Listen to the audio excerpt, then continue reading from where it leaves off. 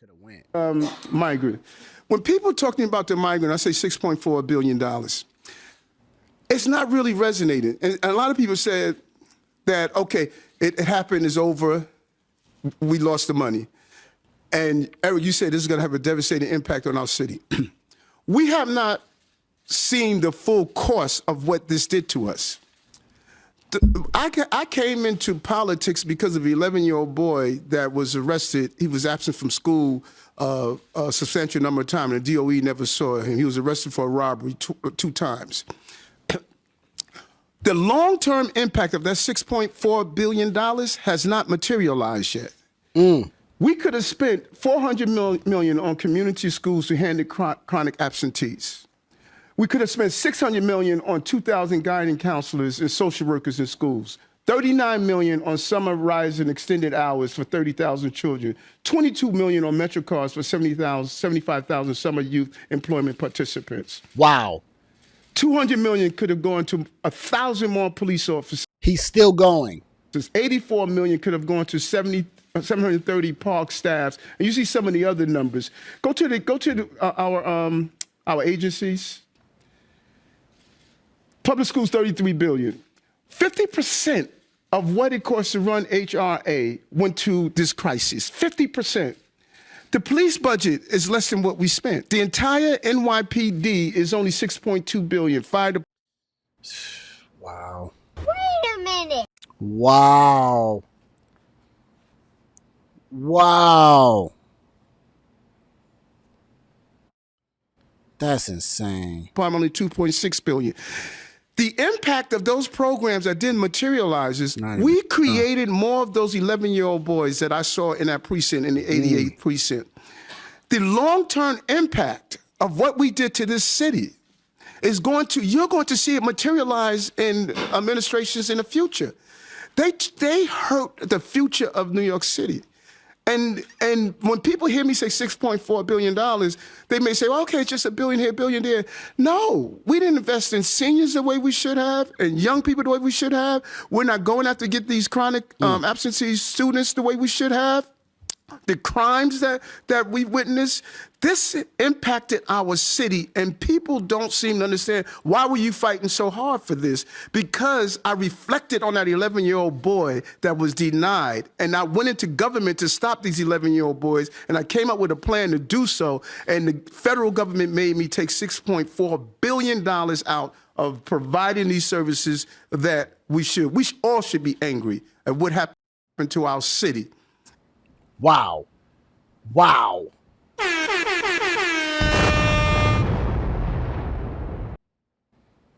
I mean, he just said it. He just said it. You know, Eric Adams is going.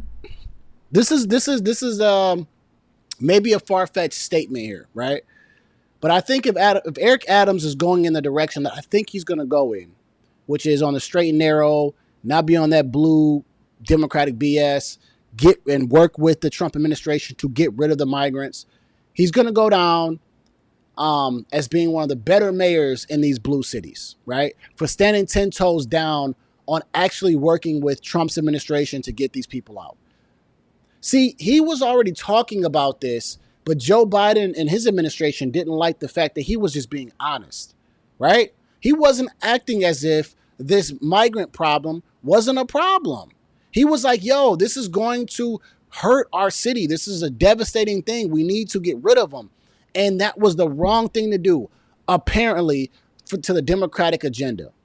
The Democratic agenda was turn the other cheek and act like you don't see what's going on. And that right there is an entire mess. And I think Eric Adams is actually happy that Trump is in office for quite a few reasons. Obviously, we know that he's having a criminal or a case going on against himself. But I think he also was speaking out before Trump got in about these migrants. And I think that is where they agree on. Two things can be true at the same time. He may not be Trump's biggest fan, but they agree on the migrant issue. Eric Adams is going to supposedly have a call with Mr. Tom Homan. Sensational. Our new border czar.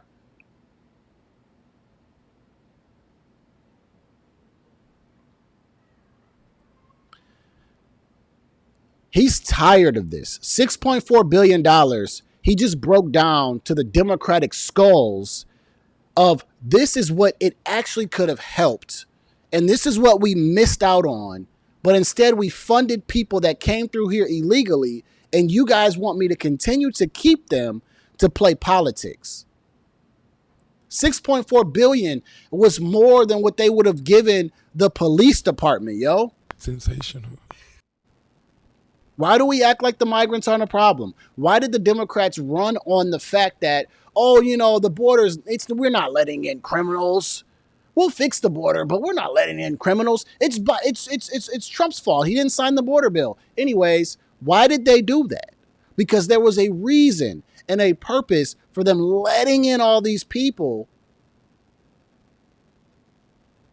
Because it could have been for the work. It could be for future elections, for so many things. But they're costing us as America a lot of money, and a lot of our public services and groups and programs and departments are hurting because you're funding people that are not supposed to be here in the first place, and you're giving them free healthcare, free food. You're letting their children go to our schools. Eric Adams is done with it. Eric Adams can't do this anymore. It makes sense. Eric Adams is done with it. This might be his and Trump's only real agreement. And this is a big one to agree on. It's costing his city billions of dollars. Men lie, women lie, numbers don't. And if I think I know who Eric Adams is, he's looking at the numbers and he's saying to himself, there is a lot of money that we have not helped our citizens with in programs and departments, and we're suffering. We're suffering.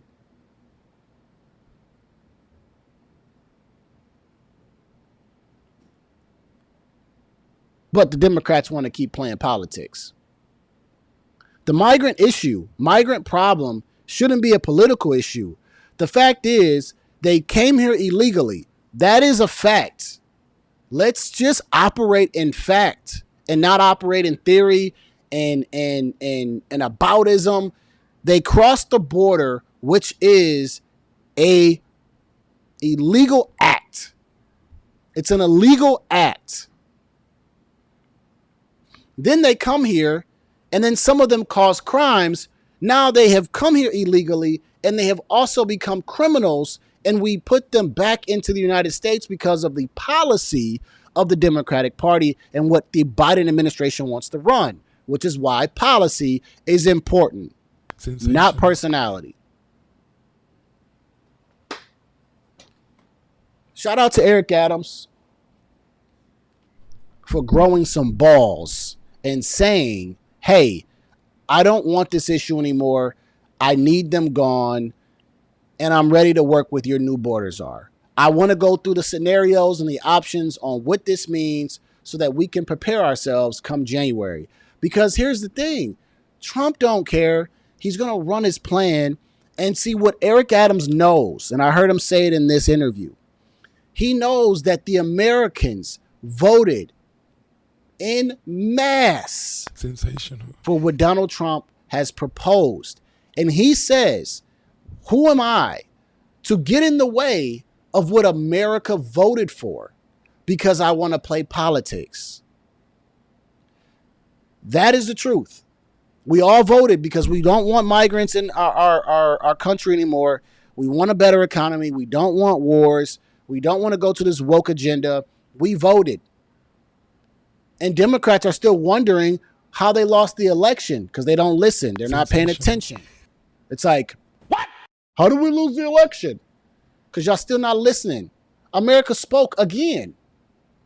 America was speaking before the election, telling you our problems. And then we spoke on election day. And then you got Democrats still saying, well, how did we lose? Sexism, misogyny. I guess that's what it is. No. It's because of things like Mayor Eric Adams. He's like, yo, the migrant problem is not just hurting me. It's going to hurt the United States. These are millions of people that are moving around in America that don't belong here. And they affect our black and brown communities first. This is why people in Chicago are screaming at the city hall meetings all of a sudden now. They weren't screaming 4 years ago or 7 years ago. They're screaming now because they see the impact of the migrants coming to their neighborhood and taking over their services and their resources and how they're being a priority. And they don't like it. I told y'all this would be a short show. Wanted to get straight to it. That is my show for today.